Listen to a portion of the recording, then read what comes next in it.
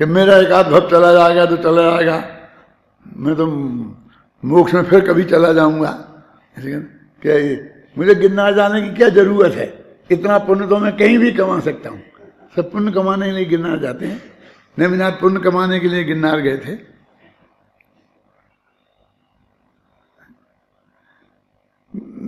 मेरा मतलब वे मुनिराज जो उनने किया था, वे खुद मानते थे कि मुनि का ये काम नहीं है, इसलिए उनने मुनि पद छोड़ा।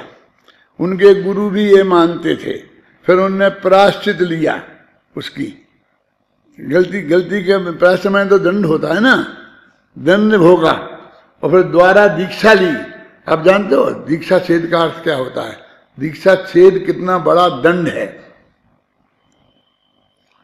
एक मुनिराज 20 वर्ष पुराने दीक्षित हैं और दूसरे मुनिराज आज दीक्षित हुए हैं, और वे 20 वर्ष पुराने बड़े तपस्वी हैं और वो खूब विद्वान हैं, सब तरह से योग्य हैं, कोई कमी नहीं है। और एक जो आज हुआ है बिल्कुल अनाड़ी है, अब धीरे धीरे सीखेगा सब।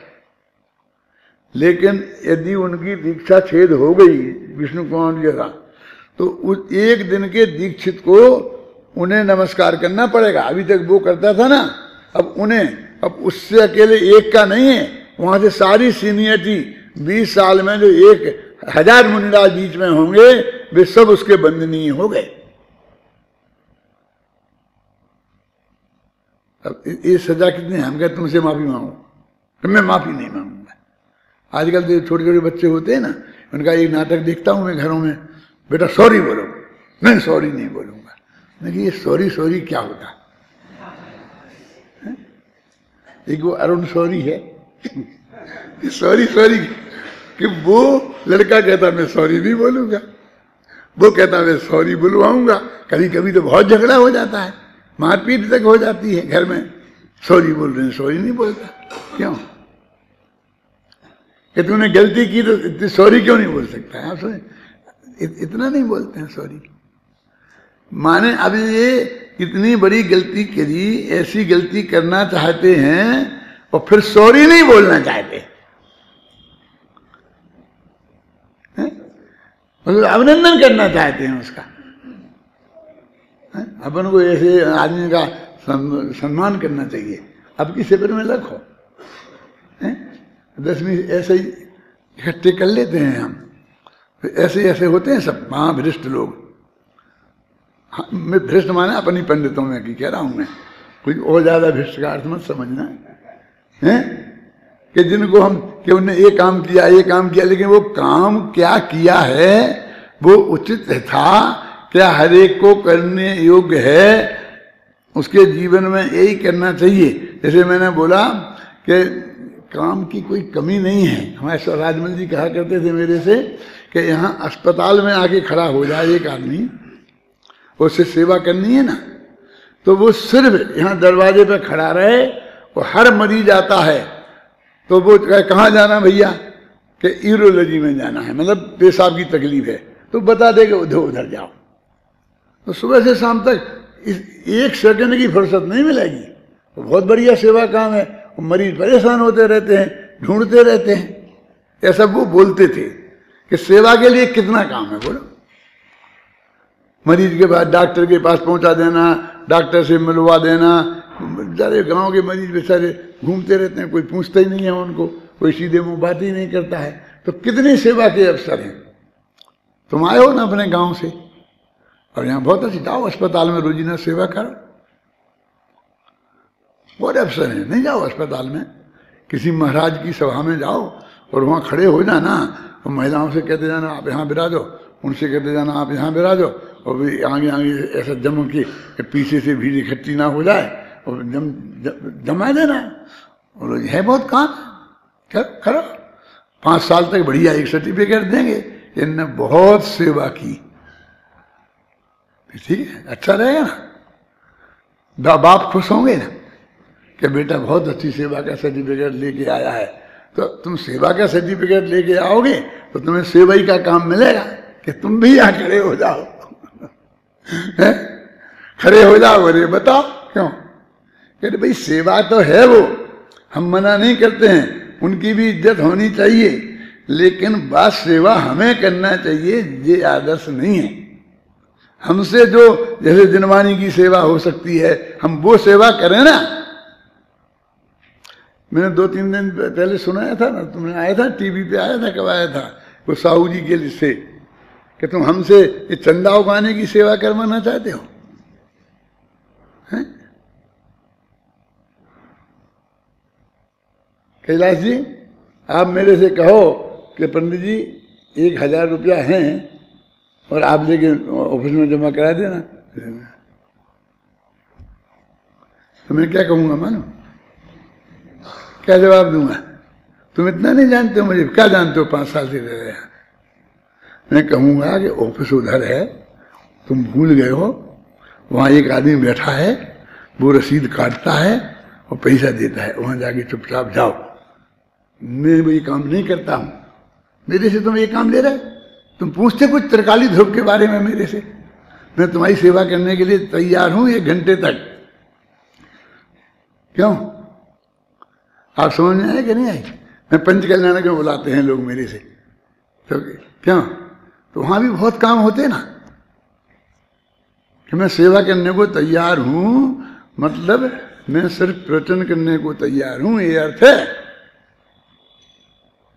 तुम मुझे और कुछ बताओगे, मैं करने को तैयार नहीं हूं। आप समझ में, शास्त्र लिखने को तैयार हूं, मैं पढ़ाने को तैयार हूं, तो तुम कैसी सेवा करना चाहते हो सारी जिंदगी? गणेश देव जैसी कि वो जैसी? मैंने कहा काम तो बहुत है, और सबकी भी प्रशंसा होना चाहिए, और सबको भी पुरस्कार मिलना चाहिए, उसको कौन मना करता है? लेकिन वस्तु का स्वरूप, मैंने बोला ना किनका, विष्णु कुमार का, उनको पुरस्कृत करना चाहिए था ना, लेकिन पुरस्कृत नहीं दिया। वो मुनिराजों ने दंड दिया, सबने दंड दिया। अब जिसको दंड दिया गया उसको हम दंडनीय अपराध कहें कि सबसे महान काम करें, और हमारे माथे पे चढ़ गए। बोलो इतना कितना शब्द, सारा देश में चले जाओ, बड़े से बड़े वक्ता, चाहे वो मुनिराज हों चाहे पंडित हों, बस उनके गीत गाते मिलेंगे। क्या कि वे अनुकरणीय हैं, आदर्श हैं, हमारे ये हैं ना, हमारे लिए ना भी आदर्श हैं, ना हमारे लिए अनुकरणीय हैं। ख्याल में आई ना? कुछ नहीं है। मैं तो ये कहता हूं, कभी रक्षाबंधन पर तुमने सुना होगा मेरा, कब से नहीं सुना, सुनते रहते हो ना, हाँ, कि उनमें यदि किसी मुनिराज को पुरस्कार देना है तो सबसे ज्यादा महत्वपूर्ण अकंपन आचार्य हैं, और कहानीकार का दिल भी यही कहता है, क्योंकि ये नाम सब नकली जैसे लगते, घबराना नहीं, कहानी गढ़ी हो वो नाम, क्योंकि जो आचार्य कपे नहीं उसका नाम अकंपन, जिसने रक्षा करी उसका नाम विष्णु, विष्णु मान रक्षा करना होता है ना, और जिसने वाद किया उसका नाम श्रुत सागर। ये नाम बिल्कुल वैसे ही लगते हैं ना, जैसे अपने मदन पराजय में रखे हैं नाम।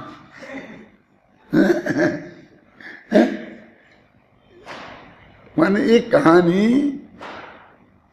काल्पनिक है, ये इसका ये अभी मैंने पढ़ी है एक जगह,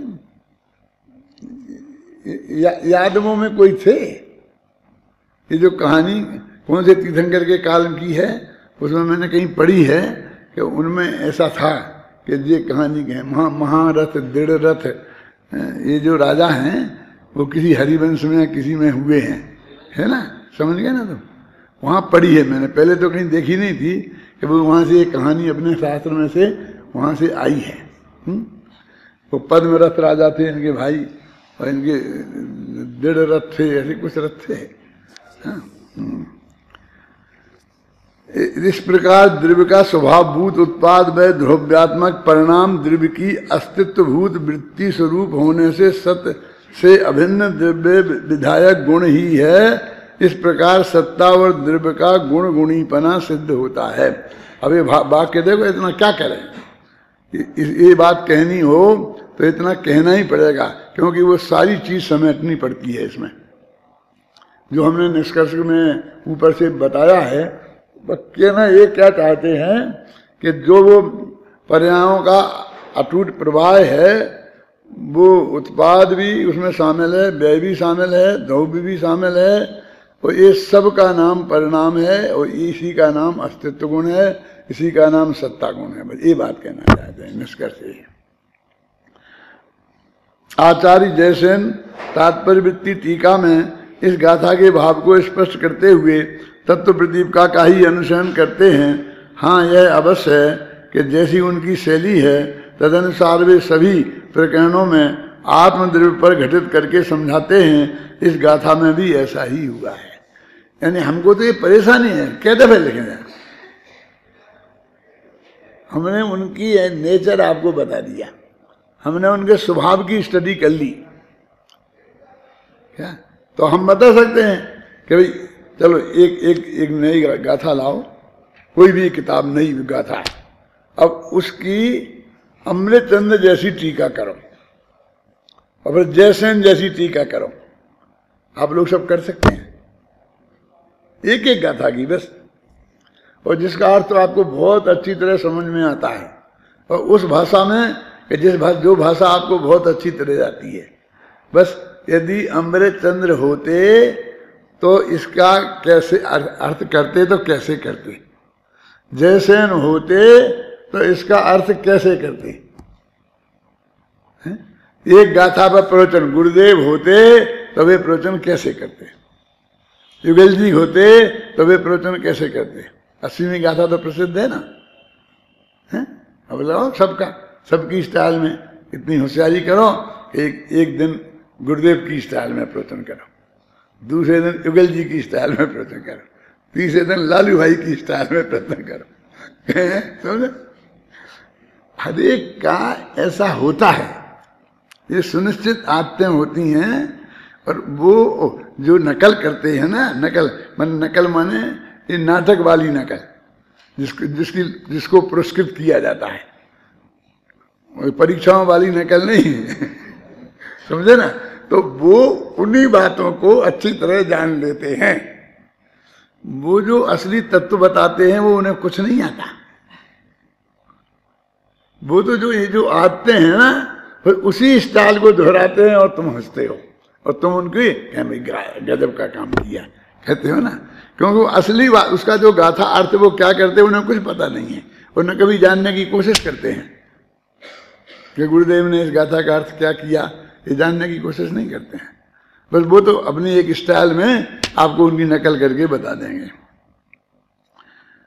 ये मैंने कई दफे लिखा होगा ऐसा कि वो पहले इनकी एक आदत है कि वो जो बात लौकिक उदाहरणों से समझाई है वे आत्मा पर घटित करके उसे बता देते हैं। इस प्रकार इस गाथा में यहाँ यही कहा गया है कि उत्पाद व्यय और द्रव्य से युक्त जो परिणाम है, अब उत्पाद व्यय द्रव्य युक्तम तो सत है, अब सत को ही परिणाम कह रहे हैं ना, है ना? परिणाम है वह सत है, लिखा है परिणाम है वही सत है, और वह सत्य द्रव्य का लक्षण है, यानी वही द्रव्य है। अस्तित्व अर्थात सत्ता, सत्य से ही दूसरे अस्तित्व और सत्ता सत्य के ही दूसरे नाम हैं। सत्ता गुण है, द्रव्य गुणी है, इस प्रकार इनमें गुण गुणी संबंध है। बस हो गया। विगत गाथा में सत्ता और द्रव्य में गुण गुणी बना सिद्ध किया है, और अब इस गाथा में अगली गाथा में यह बताते हैं कि इनमें गुण गुणी संबंध होने पर भी गुण और गुणी दोनों एक ही हैं, अलग अलग नहीं हैं। देखो ये आप देखते हो ना 109 लिखा, अपन तो पढ़ते ही नहीं है, ये काय को लिखा, यहाँ क्यों लिखा, ये कहाँ लिखना चाहिए, इसका कोई नियम है कि वैसे ही लिख दिया? ये जब अपन एक गाथा का अर्थ खत्म कर देते हैं और अगली गाथा की भूमिका शुरू करते हैं, तब ये नंबर डालते हैं। अब देखो कितनी गाथाएं हैं, 275 78। तो 278 गाथा में इस पॉइंट पे ही ये नंबर डला होगा।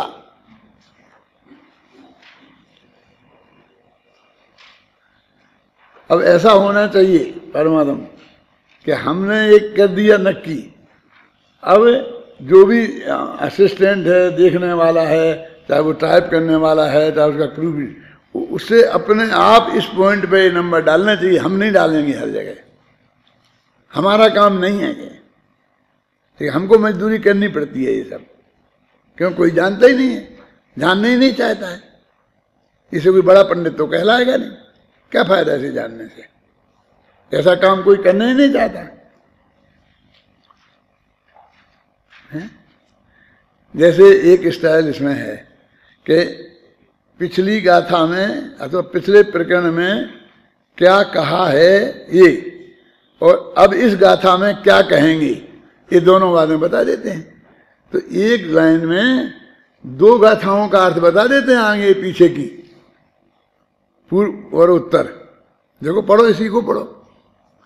विगत गाथा में सत्ता और द्रव्य में गुण गुणीपना सिद्ध किया है, बस ये इतनी बात सिद्ध की है।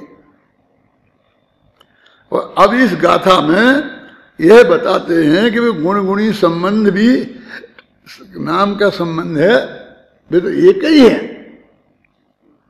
गुण गुणी कोई भिन्न नहीं होते हैं, गुण गुणी दोनों एक ही हैं। अब इस गाथा में एक कहेंगे, ज्यादा तो जरूरत ही नहीं है, समझदार को तो इतना ही पर्याप्त है। अब वो क्या करना चाहिए, जब पूरी गाथा पढ़े तो उसमें ये देखना चाहिए कि ये जो कहा था इनने, ये बात इसमें कही है कि नहीं कही है, कि वैसे ही लिख दी। माने इस गाथा में क्या कहा गया है, हर गाथा का उसे आधी लाइन में लिखो, ऐसा प्रश्न बता रहा है। ऐसा नहीं कहते 6 पेज में लिखोगे, 3 पेज में लिखोगे, 2 पेज में लिखो। तुम रोजीना बोलते हो ना प्रवचन सार का मंगलाचरण, मुझे बहुत अच्छा लगता है। इसमें ज्ञेय तत्व, ज्ञान तत्व का प्रज्ञापन किया गया है, इसमें ये किया गया है, फिर उसमें कि ज्ञेय तत्व प्रज्ञापन में क्या बताया है, ज्ञान तत्व में क्या बताया है। तो पूरा प्रवचन सार अपना दिमाग में रखा, तब वो पंक्तियां लिखी गई। पढ़ो अच्छी तरह से गा करके। किया गया है और आचरण मार्ग निरूपित किया गया है। इन्हें जानकर जीवन इनसे आत्मसात हो, समझ लीजिए तो निश्चित ही आत्म प्राप्त हो। निज आत्मा सब जग ज्ञान निहार, ये अनर्थ निर्भर सभी इस जग के आधार। एक दोहा में ज्ञान तत्व और ज्ञेय तत्व दोनों को बता दिया है। ऐसी कोई कमी रह गई? बोलो, ज्ञेय तत्व क्या है और ज्ञान तत्व क्या है? वो तो पूरे अधिकार में 100 गाथाएं लिखी हैं आचार्य ने, तो वैसी नहीं, उनमें सब माल है, वो भी है, विस्तार भी है, संक्षेप भी है, एक लाइन में भी कह दिया। जो जानने वाला है वो ज्ञान तत्व है, जो जानने लायक है वो ज्ञेय तत्व है। तो अभी अपन जो पढ़ रहे गाथा कौन से तत्व की है, कौन से प्रज्ञापन की है? ज्ञेय तत्व प्रज्ञापन की है। माने ये बातें जानने लायक हैं, ये जानना चाहिए। क्या जानना चाहिए? वस्तु का स्वरूप जानना है, आत्मा का कल्याण करना है, तो ये जानना चाहिए। और जैसे ने क्या कहा, ऐसे कौन सा अधिकार? सम्यक दर्शन अधिकार। क्यों कहा? क्योंकि ये बातें जाने बिना सम्यक दर्शन संभव नहीं है। अभी ऐसे कुतर्क करने वाले मिलेंगे, शेर ने कौन सी ये बातें जानी थी, थोड़ी ये बात जानी थी, ऐसा लाला करके। माने ये सब बातें जानने जरूरी नहीं है। ये सिद्ध करने के लिए क्या करना, ये सिद्ध करके क्या करना? कि नहीं पढ़ना, स्वाध्याय नहीं करना, ये विद्यालय बंद कर देना, सब किसी को भी स्वाध्याय नहीं करना चाहिए, सबको शेर वाला सम्यक दर्शन लेके और शेर वाला चरितार्थ लेके वो चले जाना चाहिए। टोडरमल जी से भी ऐसी बातें करते थे लोग। उनने सिद्ध किया कि नहीं नहीं, वो बराबर जो सम्यक दर्शन की परिभाषा है, वो उस चिड़िया को सम्यक दर्शन यदि होता है तो वो चिड़िया त्रिकाली ध्रुव को जानती है।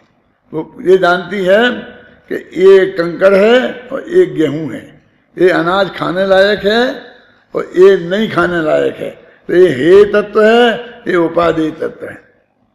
वो ऐसा भेद विज्ञान करना जानती है। तो आत्मा का भी जाने दें, माने उसमें रंच मात्र भी किसी को सुविधा नहीं दी गई है। तो साहब आप सिद्ध करो, हम नहीं सिद्ध कर सकते। हम तिरंज को कैसे सिद्ध करें? हम शेर को कैसे बताएं कि शेर अंदर में क्या क्या समझ गया था? हमारे पास, क्योंकि उसकी जो प्रकट करने की शक्ति है ना, वो नहीं, धारने के अलावा कुछ जानता ही नहीं वो बोलना। उसके पास ऐसी कोई वो नहीं है कि वो प्रकट कर सके। तो हम नहीं प्रकट नहीं कर सकते तो हम कैसे जान लें? समझे ना? प्रकट नहीं कर, जैसे देखिए कि साहब वो कोई भी पंचम गुण स्थान वाला है, मैं मुनिराज नहीं कहना चाहता हूं, इसलिए पंचम गुण स्थान वाले को खड़ा किया है।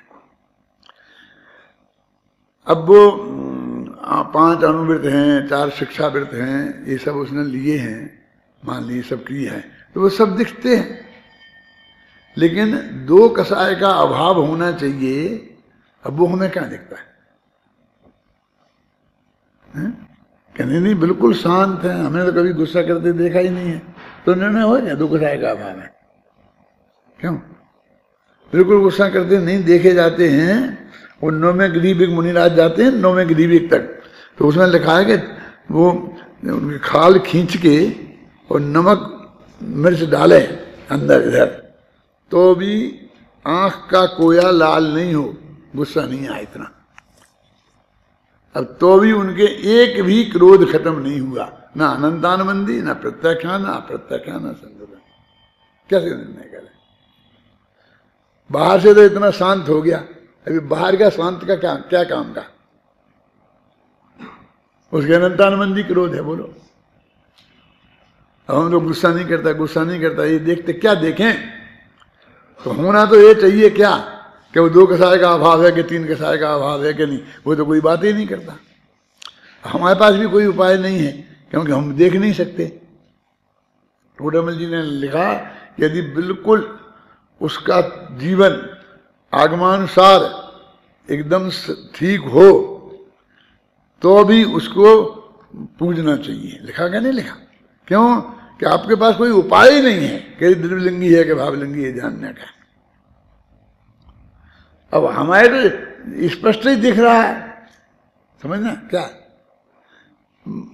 माने इतनी बड़ी भूल कि जिसको सारा बच्चा को भी समझ में आ जाए। अब ये कहते कि नहीं तुम कौन पता करे, वो तो केवली जाने, वो तो केवली जाने। अरे केवली जाने तो वो असली द्रव्यलिंगी का है जो 9वें ग्रीविक जाता है। ये नरक जाने वालों का तो हम सब जानते हैं। उसकी ऐसी ही वृत्ति होगी, बिल्कुल ऐसा शांत बैठा होगा, उसमें दिखता तो है ही नहीं कि 3 कषाय का अभाव है कि 2 का अभाव है। 3 आदमी 4 आदमी ऐसे बैठे बिल्कुल चुप। समय हो गया है। मैं अशोकनगर में प्रवचन करता था, तो वहां पर 2 पंडित थे जो मेरे दादाजी की उम्र के थे। एक का नाम था पंडित रामलाल जी और एक का नाम था पंडित सोमचंद जी। दोनों ऐसे बैठते थे, एक इस तरफ और एक इस तरफ। दादाजी की उम्र के थे, समझ आई ना। और फिर उनने नक्की कर लिया कि इस पंडित को गद्दी से उतारना है। दोनों ने, पक्की बात बता रहा हूं मैं आपको। तो बस जो भी बोले टोका टोकी रोजीना। अब रोजीना टोका टोकी होगी तो उसी में उलझ जाएंगे, तो जो अपना लोकप्रिय भाषण होता है ना, वो खत्म हो जाएगी लोकप्रियता। कि झगड़ी झगड़ा करते हैं, कुछ नहीं आता है। इन पंडित जी ने पूछा तो जवाब नहीं दे पाए, उन पंडित जी ने पूछा तो जवाब नहीं दे पाए।